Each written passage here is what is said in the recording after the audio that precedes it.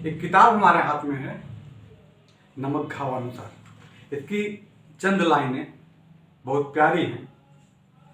यूं मजबूरियों को कोसा न करो कि वक्त हालात भांप लेता है।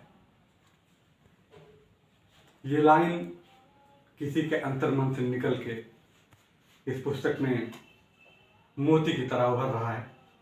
और हमारे साथ आज हैं एक मशहूर करियर काउंसलर, एक मशहूर साहित्यकार और एक उम्मीद जगाने वाले जो साहित्य के नवांकुरों को एक वृक्ष का बनाने का काम करते हैं। हमारे साथ हैं सत्येंद्र कुमार सिंह जी। नमस्कार सर। साहित्य की बात करें तो साहित्य आपके मन में कब उभर के आया? साहित्य लगभग आप ये समझ के चलें कि 15-16 साल की उम्र में औपचारिक रूप से मैंने लेखन शुरू कर दिया था। उस वक्त संभवतः मैं क्लास 9th में था और कुछ पंक्तियों को उकेर के मैंने अपने हिंदी टीचर को दिखाया और बड़ा उन्होंने उसकी तारीफ़ की। तो एक अलग से वहाँ से एक प्रेरणा मिली, एक उत्साहवर्धन हुआ और फिर धीरे धीरे उसको कलमबद्ध करते हुए एक संकलन धीरे धीरे मैंने तैयार किया। और करीबन अगर आप ये माने 89 के आसपास की अगर हम बात मानते हैं तो 2016 में पहला संग्रह मेरा निकला। तो उसके बीच में बहुत सारी कविताओं को और चीज़ों को मैंने नोट डाउन किया था, जॉट डाउन किया था पेपर में, कलम में, जहाँ जगह मिलती थी वहाँ लिख लेता था। लेकिन उन कागज़ों को मैं कहीं खोता नहीं था, उसको कहीं ना कहीं इकट्ठा करता था और संभाल के रखता था।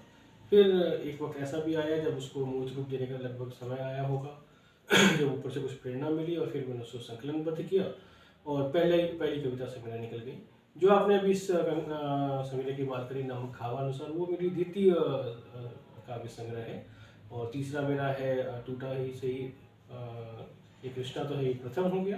और तीसरा है सगी दोस्त की उर्फ सुरीली चाय। तो 3 संग्रह हैं। इसके अलावा करीबन 10 लघु कथा संग्रह में काम मेरा चल रहा है। एक इंजीनियरिंग स्टूडेंट, उसके बाद एक टीचर, एक करियर काउंसलर, एक मोटिवेटर, एक पब्लिक स्पीकर, इन सब के बीच में एक साहित्यकार, ये बहुत कम देखने को मिलता है। तो इन सबसे किस तरह से रिलेशन? देखिए, ये रिलेशन तो बहुत क्या है, ये तो ऊपर वाले की कृपा ही कह सकते हैं लेकिन है कि बड़ा कोमल हृदयी हो सकता है। एक पिता, वो भी कोमल हृदयी होगा। एक शिक्षक कहीं ना कहीं अपने जो भी विद्यार्थी गण है उसके ऊपर भी एक अच्छा स्नेह रखेगा, तो हृदय उसका अकेन वहाँ भी कोमल है।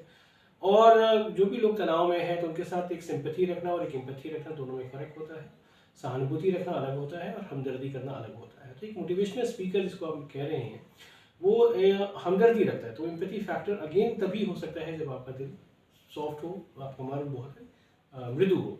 तो साहित्यकार कहीं ना कहीं उसके इर्द गिर्द ही सारी चीज़ें घूमती रहती हैं। तो मेरे ख्याल से आप जो बात कह रहे हैं, ये सारी चीज़ों का समन्वय जो है वो वहीं उसका केंद्र बिंदु है। उसी केंद्र बिंदु में वो सब कुछ समाहित होती है और वहीं से उसका विस्तार भी होता है। अभी जो आपका हमारे पास इस समय एक वो है, नमक घावानुसार जी, इस काव्य संग्रह में अगर ये देखा जाए, नमक घावानुसार तो एक निर्दयी पुरुष को शो करता है, जबकि इस कविता संग्रह में ऐसी कोई चीज़ नहीं है। तो ये नमक घावानुसार ही क्यों है? ये एक्चुअली अक्सर हम लोग क्या है कि जब भी रसास्वादन की बात करते हैं, कुछ अच्छे रेसिपीज़ की बात करते हैं, पाक कला की बात करते हैं, तो नमक स्वादानुसार कहा जाता है। लेकिन समाज पे कटाक्ष ये भी है कि जो आपके बहुत ही खास हो सकते हैं, जब भी उनको लगता है कि आपके पास कोई दर्द है, कुछ ऐसा आहत आप हुए हैं, तो वो उसमें नमक एक घाव के अनुसार डालते हैं। जितना ज़्यादा दर्द होता है उतना ज़्यादा ही आपको वो नमक उसमें कहीं ना कहीं फेरते रहते हैं। तो इस पर एक छोटा सा कटाक्ष है, ये व्यंग्य है नमक घावानुसार।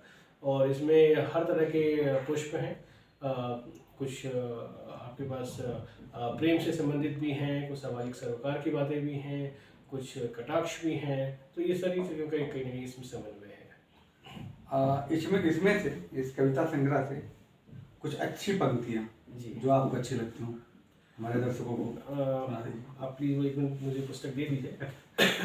इसमें 2-3 कविताएं मेरे दिल के बहुत करीब हैं और उसको अगर मैं आपके सामने उद्धृत करता हूँ तो उसमें सबसे पहली बात ये है कि जो आज के समाज में हम लोग देख रहे हैं कि वृद्धाश्रम बन रहे हैं, कहीं ना कहीं हम ये मानते हैं कि माता पिता अकेले हो जाते हैं किसी उम्र में, और घरों में कई भाई बहन हैं और बाद में बंटवारा होता है, तो उनकी उनकी मनोस्थिति उस समय पे क्या होती है जब वो इस तरह के बंटवारे को देखते हैं, अपने अंश को बढ़ते हुए देखते हैं, जिसकी एक एक ईंट उन्होंने दीवार खड़ी करी थी उसको बढ़ते हुए देखते हैं। तो माता के लिए की पृष्ठभूमि से अलग है और एक पिता की पृष्ठभूमि से दो अलग अलग कविताएं हैं, तो मैं सबके सम्मुख रखने की अनुमति चाहूँगा। और शीर्षक है कोई इतवार नहीं। उन्होंने दीवार खड़ी करी थी उसको बढ़ते हुए देखते हैं। तो माता के लिए की पृष्ठभूमि से अलग है और एक पिता की पृष्ठभूमि से दो अलग अलग कविताएं हैं, तो मैं सबके सम्मुख रखने की अनुमति चाहूँगा। और शीर्षक है कोई इतवार नहीं। बचपन में इतलाते बल खाते कदमों से करते चहलकदमी हम, बचपन में इतलाते बल खाते कदमों से करते चहलकदमी हम, तुतलाते किलकारियों की गवाह यह चार दीवारी, आज विभाजित होती ममता दीवारों के बीच। संशय भरी आंखों से ताकती माँ अपने हिस्से का बंटवारा, संशय भरी आंखों से ताकती माँ अपने हिस्से का बंटवारा। चलो एक बात तो पुख्ता हो गई कि ममता की तकलीफ का कोई इतवार नहीं, कि ममता की तकलीफ का कोई इतवार नहीं। और जब पिता होता है तो वो भी कभी ऐसी स्थिति में फंसता है, और उसके भावों को आपके सम्मुख रखना चाहूँगा कि शीर्षक है मर्द नहीं रोते। किसी शरारती बच्चे के बस्ते की माफिक खाली भावों का पिटारा, किसी शरारती बच्चे के बस्ते की माफिक खाली भावों का पिटारा। पितृभाव की स्थिर आंखें देखती हैं मोल भाव होते हुए कांधे के झूले का, पितृभाव की स्थिर आंखें देखती हैं मोल भाव होते हुए कांधे के झूले का। अस्पष्ट राहों में अकेला कदम वृद्धावस्था का, अस्पष्ट राहों में अकेला कदम वृद्धावस्था का, और धांडस इस बात का कि मर्द नहीं रोते, कि मर्द नहीं रोते। बहुत सुंदर कृति रहा। कुछ ऐसी बातें जो समाज को बताना चाहिए, आज के समाज को, आज के नवांकुर कवियों को।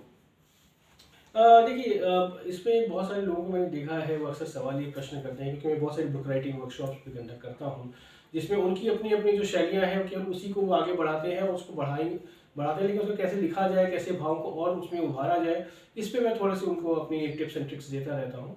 बाकी मूल भाव जो आपके रहते हैं, उस मूल भाव को कभी भी आप उसमें कोई कॉम्प्रोमाइज़ मत करिए। वो किसी और को पसंद आए या नहीं आए, इस पर आपको ज़्यादा चिंतन मनन नहीं करना है। आपकी अपनी शैली हो सकती है, अपनी एक विशिष्टता हो सकती है, तो आप उसको बिल्कुल उसको आगे बढ़ाइए। आपकी क्रिएशन है, आपका एक प्रकार से कहते हैं जिसको कि आपका बेबी है, जो आपकी कृतियाँ हैं वो आपके अपने एक संतान की तरह है। वो अच्छा है, बुरा है, कैसा है, लोग अपने अपने विचारों से उसको आकलन कर सकते हैं, उसको इवैल्यूएशन कर सकते हैं, लेकिन वो उनके दृष्टिकोण से हो सकता है। किसी के हिसाब से वो अच्छा हो सकता है, किसी के हिसाब से उसमें कुछ सुधार की संभावनाएं हो सकती हैं, किसी के हिसाब से वो बिल्कुल निकृष्ट हो सकता है। तो आपको उसमें नहीं जाना है, आपकी अपनी क्रिएशन है, और अगर कृतियों की सक्षम आप हैं कृतियों को करने के लिए, तो ये मान के चलिए कि माँ सरस्वती का आशीर्वाद आपके पास है, और जब उनका आशीर्वाद है तो बाकी तो सब लोग केवल वहाँ पे एक आकलन ही कर सकते हैं, तो आप उनके प्रसाद के रूप में